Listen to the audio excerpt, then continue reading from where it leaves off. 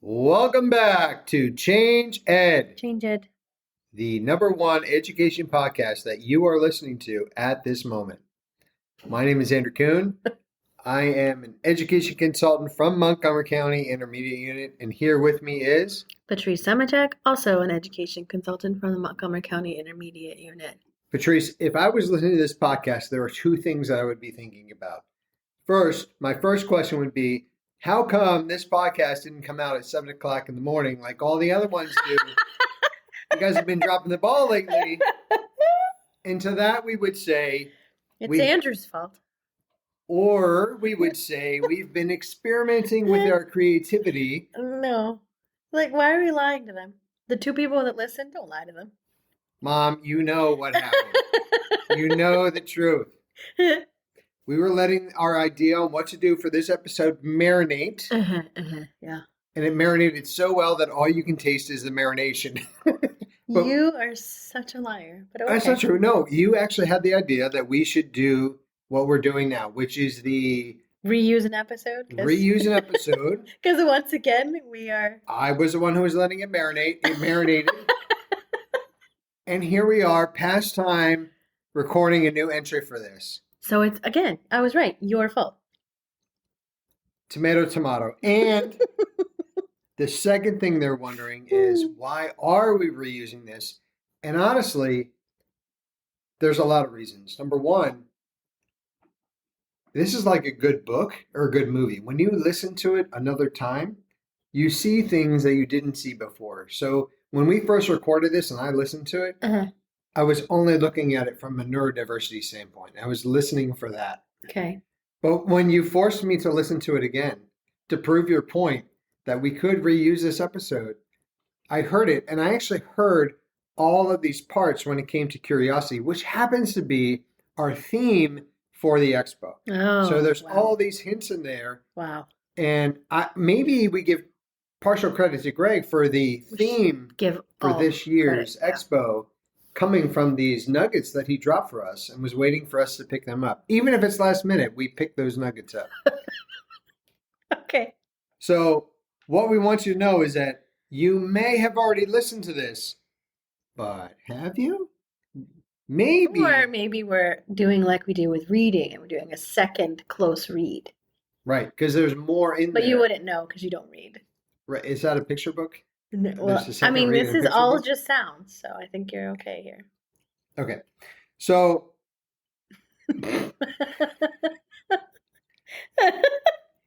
Poor listener. Yep, we're so excited that you're here, still hanging in with us. And they made it. They made it however long this is. 3 minutes of us being non-intelligent. And the thing I want you to know before we send this to Greg is that we want you to listen through to the end because there is a big expo announcement at the end. Before we get started, we also want to say for this year's expo, another reason that this makes sense is that Amplify is one of our platinum partners, and we're super excited to be partnering with them. We've been partnering with them for years, continue to partner with them. And so hearing from them and getting a good idea of their mindset before we get to the expo, we thought was really important. So I think the best way to start this off with Greg is to ask him a question. And we're going to play like heads and tails. So heads is true, tails is false. So heads, his response is, hey, so great to be here. And he asks a question. You are such a butt. That's true. And false, he'll be like, he'll laugh at me. Yeah. That would be false, okay? We're reusing audio. You know what you're doing. Heads or tails, true or false. That's not true. I don't know what he's going to do. I didn't listen to all of it, even though I asked you to play it 3 times. So, Greg, true or false? No. Yes. Are you about to ask the question, who's the favorite? No, I won't do that. Greg, true or false, this is the best podcast you've ever been on today. And remember, if it's true, he's going to say, hey, so great to be here. If it's false, he's going to laugh and say, you're so funny, Andrew. This is why people can't trust the media. Well, let's just see what he says.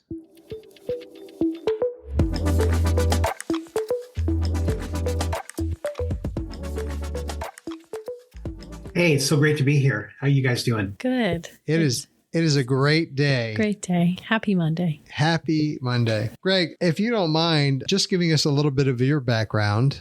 We know you have a lot of experience coming with you in an array of areas, and you're a well sought after person in many realms of education. So if you don't mind just giving us a brief overview, that'd be great. Sure. It was funny. I was thinking about this the other day.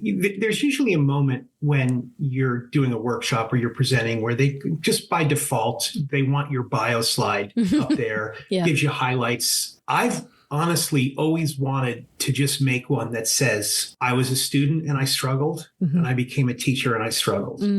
Because it's kind of like the struggle is where so much of all the learning that I've done has come out of that. But to give you just a very quick, more traditional one, I was a student who struggled. And at some point, I really said to myself, okay, there's a way to do this. I don't know what it is, but it made me want to pursue that. And I had a couple of really influential teachers. And I just it was almost like I never made a decision to teach. I always knew it was there.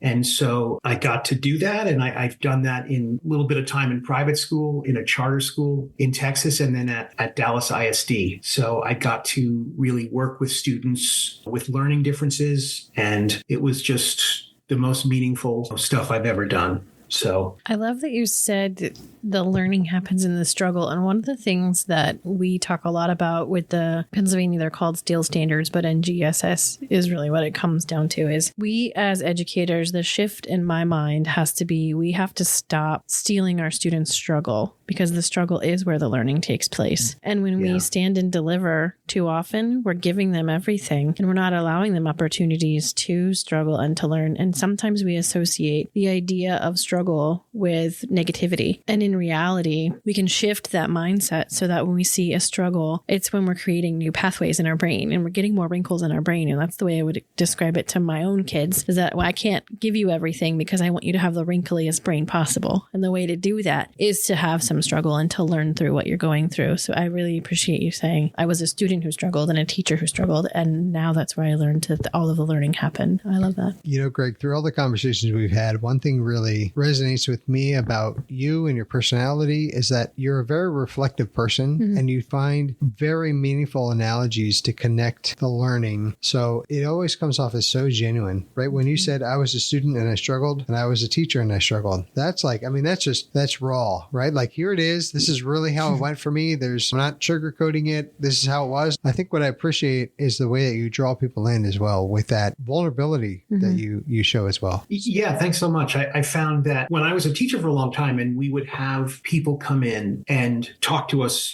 different workshops, different PD, I found that the more they knew and the more they established themselves like, hey, I'm an expert in this, and it would make me less likely to participate because I was like, wow, this person coming in really knows their stuff. But it's like when I open up and say, wow, teaching is challenging, and maybe it's easier to some of you and some other teachers I've worked with, but I find that when you lead with the things that you struggle with, the things that you're a work in progress, I really find that people want to get involved and they are so open to that. And I think it's just a great way to connect because we're all feeling it, right? Yeah, they can see themselves in your conversation. That's where I see the most impact.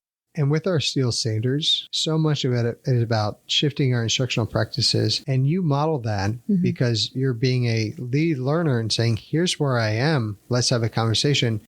You're not saying, I'm the expert. I know how to handle all this. I've been through it all. Here we go. Instead, you're inviting others to say, hey, let's create this learning community right here, right now. Let's do this together. We're really excited for your session at the expo. You and I talked offline about your neurodiversity session that you provided. If I remember correctly and understood you correctly, this is something that you've been working on for a while, that you really wanted to work through. And I wonder if you can kind of take us through that process. How were you inspired? And then what was the work development like? Wow. Okay. So I'm going to try not to turn this into a 2-hour podcast. Totally fine if you do. Well, we're out of time. Thanks so much, Greg. No.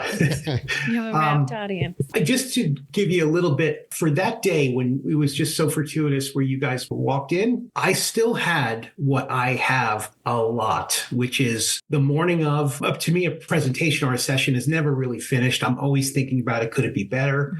But the morning of, I definitely still get the is anyone going to walk in the door anxiety. We do too. Because there were times when you could say, I'm going to focus, you could be at NSTA or a regional conference, and you could say, I'm going to focus on diverse learners. And a lot of mine have neurodiversity in the title because I want people to know that's where I'm going to, the direction I'm going to go. I'm just so happy that now people are really receptive, and it's like people are walking into the room. And there were a time where it was more of a lift to get people. Because if you look in most conferences, you're up against 5, 10, 15 other sessions in that time slot, all of which I would love to go to, So it's a big honor when someone walks in and I said, okay, I really want to give them something to walk away with. What I want to just say, as briefly as I can, is the reason why I love the Steele standards more than anything else is really this. Imagine if we had 2 teams of experts, of stakeholders, of teachers, of administrators, of parents, community members, and we asked the first team to go into a room and design a curriculum that's modern and it reflects how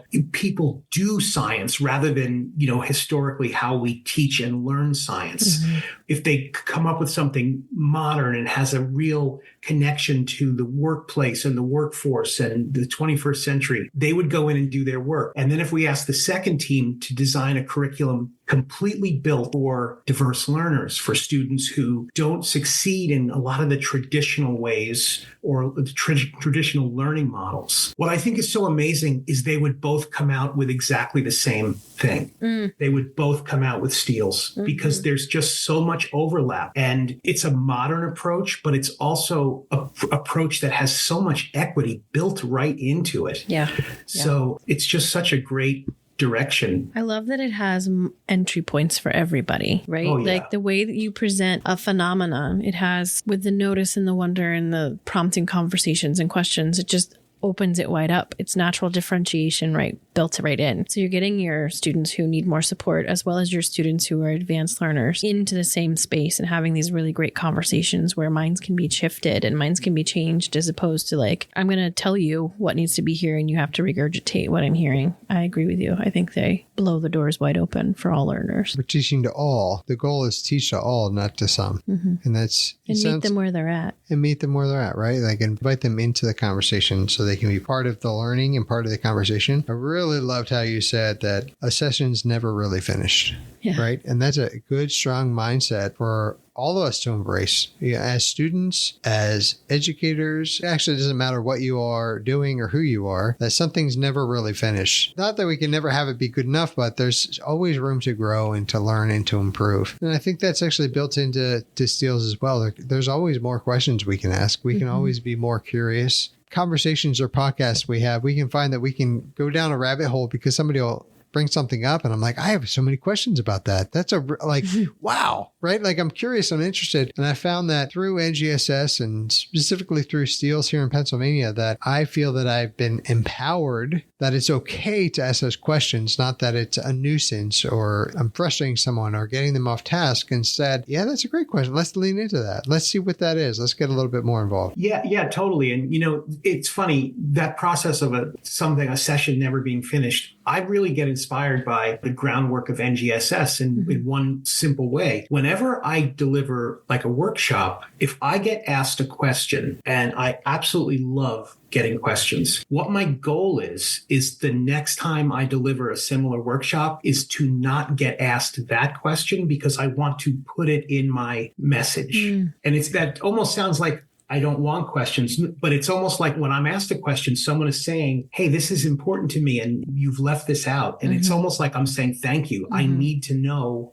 what I'm not addressing. And I would much rather talk to what's on your mind than mine. So it's like, I'm so grateful when hands go up or, they don't have to raise hands when they just, I usually get a little bit of a chuckle when I say, I've spent a lot of time in middle school, so I'm most comfortable when I'm being interrupted. I say I have a very lenient policy on eating in the session. So